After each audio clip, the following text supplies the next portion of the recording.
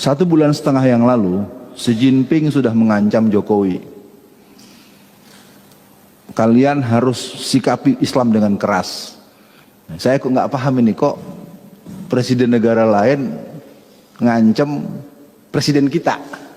Tinggal tunggu tanggal mainnya penyembelihan orang-orang yang melawan, karena jumlah yang mati sebenarnya sudah menembus 6.000 orang. Dari yang diracun, yang dibunuh, yang ditembak. Di penjara sekarang ada 2.000 orang pemuda, dan ustadz-ustadz model saya ada sekitar 50 orang. Pokoknya keren dah. Ustadz ditangkap, anak-anak remaja masjid salah dikit tangkap. Jadi dalam penjara sekarang ada 2.000 orang. Ya, nggak percaya? Ayo kita cek sama-sama. Negeri ini memang sudah dihancurkan dengan serius. Maka saya himbau buat para semua jamaah, jangan jauh-jauh dari Allah. Jadi vonis buat saya menurut Habib Rizik atas permintaan raja di raja yang tampang deso tapi sadis adalah 8 tahun. Ya, jadi beliau itu meminta agar saya divonis 8 tahun. Ya, jadi hati-hati dengan penampilan. Ya, penampilannya bengis, kadang-kadang hatinya lembut. Tampangnya deso tapi sadis. Ya. Dua-dua kasus saya, yang pertama eksepsi diterima alias harus bebas, yang kedua vonis bebas. Dua-duanya tidak bisa diteruskan, tapi vonisnya akhirnya 4 tahun. Padahal beliau minta 8 tahun. Antum tahu beliau ya? Nah, baik ya, jadi Xi Jinping itu sudah perintah dan kita sedang menunggu pengesahan undang-undang HIP. Bukan menunggu berarti kepengen, bukan. Kalau undang-undang ini disahkan, ini pengajian gak bisa nih. Terus terang aja nih, lagi ngaji atau diserbu sama Satgas partai titik-titik, ente nggak bisa ngelawan, salah demi hukum. Jadi undang-undang HIP itu blade-nya adalah blade penghapusan TAP MPRS nomor 25 atau 66. Beneran, ini saya gini-gini kalau kata teman-teman deket, ini Profesor Doktor PKI nih. Asli, saya tidak dalam konteks tekebur, saya ingin katakan undang-undang ini disahkan, tunggulah kita akan berhadapan seperti di Angola. Ya, makanya saya nggak tahu, ntar dia sidang lagi malam-malam, ketok palu. Ya udah ya, saya pikir begitu dulu satu poin. Saya karena harus mencukupkan 10 menit. Yang kedua, gerakan PKI sekarang itu betul-betul sentralnya Jawa Tengah, Jawa Timur. Jawa Tengah itu Semarang dan Boyolali, full dari tingkat RT sampai tingkat wali kota, bupati, sampai gubernur Jawa Tengah. PKI Pak. Ya, cuman repotnya kan kalau ngomongin dibantah-bantah mulu. Saya udah bilang kalau mau debat di TV mana, syaratnya 2. Jangan pakai pasal, jangan pakai fisik. Kalau saya diberi kesempatan mau profesor yang mana, doktor yang mana, ini punten cek Sundanya, hampura. Bukan sok pinter. Ini kan anak udah keterlaluan ini. Karena pernah terjadi mau ada acara di TV One, batal. Gara-gara narasumbernya saya. Bukan karena saya dianggap jahat. Jadi gini ceritanya. Satu hari manajemen TV One telepon saya. Ustadz Alfian siap?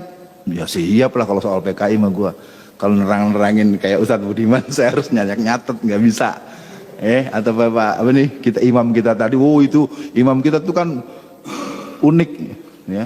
Dulu sering mimpin tahlil, suruh segala macem, sekarang udah jadi salafiyun ya.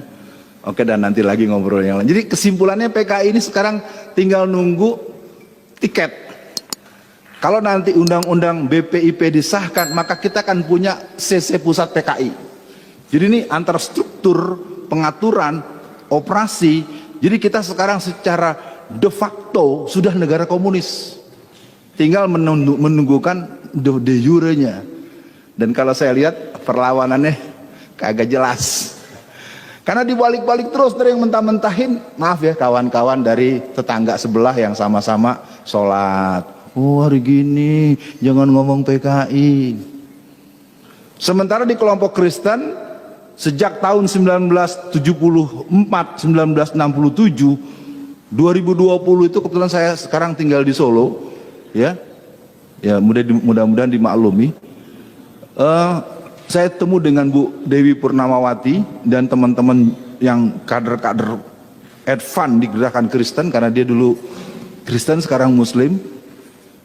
Jadi kita ini sekarang udah masuk perangkap betul. Lihat saja tuh kemarin tuh yang kelilingin tank-tank sama pasukan khusus di depan Petamburan. Itu kader gereja itu. Ya, saya namanya nggak hafal tapi udah sempat saya kirimin itu beberapa orang karena handphone saya agak hang juga ngirimnya terus-terusan. Wallazina kafaru ba'duhum awliya'u ba'd. Orang-orang kafir bekerja sama untuk menghancurkan kita, menyerang kita, sementara kita tahsabuhum jami'a wa qulubuhum satta. Saya walaupun ilmu saya nggak sepadan dengan tuan-tuan guru yang mengajarkan tafsir, yang saya tahu ayat itu bukan buat kita.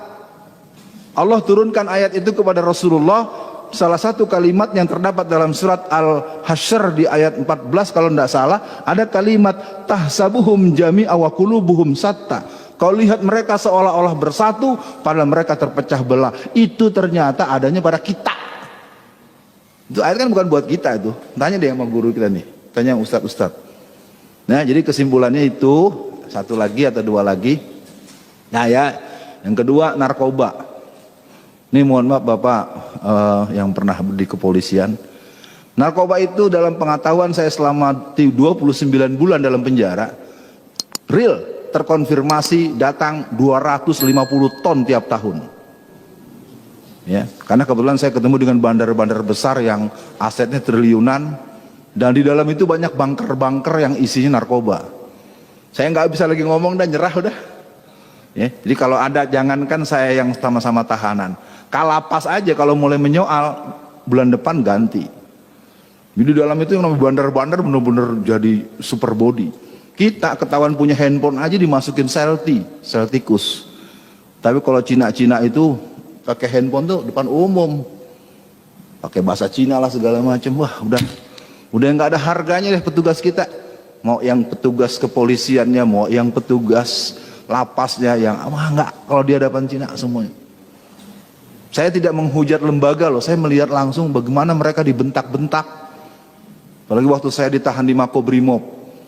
Itu kan saya di Makobrimob itu ya ceritanya penjara-penjaraan. Kalau udah jam 10 malam tuh sering dibukain sama komandan batalion. Saya kan imam musola, saya begini-gini imam musola Pak, imam musola jamaah 200 orang. Jadi kalau lagi nggak ada pengawasan dari Mabes Polri, gembok saya dilepas. Pas saya masuk, sopo iki sopo, ditahan di sini, Ustadz Alfian Tanjung, yang memenjaranya gendeng. Bayangin karutannya saja bilang yang masukin saya ke situ orang gila atau gitu coba. Ya, tapi jangan cari namanya, saya nggak mau, kesian tuh bapak itu. Jadi dari sini para jamaah semua, narkoba ini jadi senjata dari jaringan Cina untuk melumpuhkan. Pertama, melumpuhkan generasi muda. Kedua, melumpuhkan orang-orang tua dan aparat untuk menyoal mereka. Karena mereka sogokannya ratusan triliun.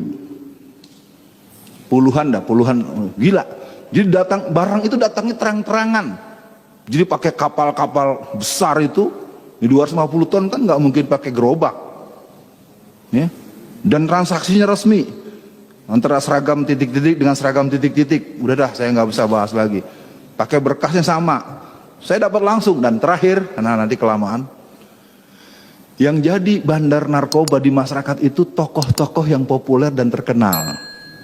Di tingkat ini, izinkan saya nggak berani nyebut nama, takut saya, asli takut. Beneran Pak, saya ngomong aja takut udah.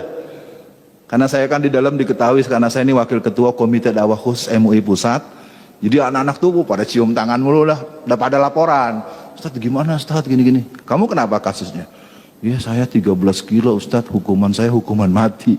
Terus tapi sebenarnya yang punya disebut tuh nama-nama orang. Lu bener ngomong gitu? Buat apa Ustadz, dari penjara? Jadi sekarang ini memang betul kalau kita nonton film India, Tuan Takur, Tuan Takur nggak? Ya kalau saudara-saudara bangsa ini kita padahal di belakang tanah rakyat dijarah, anak-anak kecil diracun segala macam. Jadi negeri ini Tuan Takurnya ada banyak. Siapa saja dia, cari sendiri aja. Ya, kena pasal lagi gua nanti ya. Tapi intinya negeri ini memang sudah dihancurkan dengan serius. Maka saya himbau buat para semua jamaah, jangan jauh-jauh dari Allah. Jadi khutbah Jumat Ustadz kita kemarin Jumatan itu keren. Kalau yang Jumatan kemarin di sini keren. Saya karena takut terlalu romantis, hampir saya peluk tuh kemarin menjelang saya pulang. Semoga beliau sehat, Allah kasih rezeki yang banyak ya, dan saya tahu beliau ini orangnya sangat tekun belajar. Sekian dulu para pemirsa sekalian, bahan-bahan yang lain menyusul, nggak tahu kapan menyusul, karena ini pengajian beliau ya, saya nggak tahu. Yang jelas saya mohon maaf, karena kalau diterusin urusannya udah kejauhan, terlambat ya, tinggal tunggu tanggal mainnya penyembelihan orang-orang yang melawan, karena jumlah yang mati sebenarnya sudah menembus 6.000 orang. Dari yang diracun, yang dibunuh, yang ditembak, di penjara sekarang ada 2.000 orang pemuda, dan ustadz-ustadz model saya ada sekitar 50 orang. Pokoknya keren dah, ustadz ditangkap, anak-anak remaja masjid salah dikit tangkap. Jadi dalam penjara sekarang ada 2.000 orang. Ya, nggak percaya, ayo kita cek sama-sama. Karena saya ketemu dengan lapas-lapas yang sebagai penutup. Jadi saya di penjara di Porong itu, saya sering diculik oleh petinggi-petinggi dari dirjen di tingkat Kanwil di Jawa Timur. Tapi culiknya bukan jahat, dia ngajak ngobrol persis seperti antum. Ustadz, ini gimana Ustadz, gini, nanya yang aneh-aneh terus. Akhirnya saya balikin, bapak ini pejabat nanya-nanya gitu sama saya terus, jangan-jangan saya ntar mau dikasih pasal lagi. Enggak pak, kita cuma ngebandingin antara briefing Pak Yasona, nonton TV, sama dengan Ustadz Alfian. Lu terus kenapa bandingannya? Saya lebih percaya omongan Ustadz Alfian Tanjung. Jadi artinya memang yang muslim itu sangat kecewa karena gerakan Kristen, gerakan komunis, gerakan Syiah. Semoga kita tidak pernah khawatir, tidak pernah gentar, karena kita akan bersama dengan Allah. Nahnu awliyaukum fil hayatid dunya wa fil akhirah walakum fiha ma tashtaha anfusuhum walakum fiha ma tad'un. Assalamualaikum warahmatullahi wabarakatuh.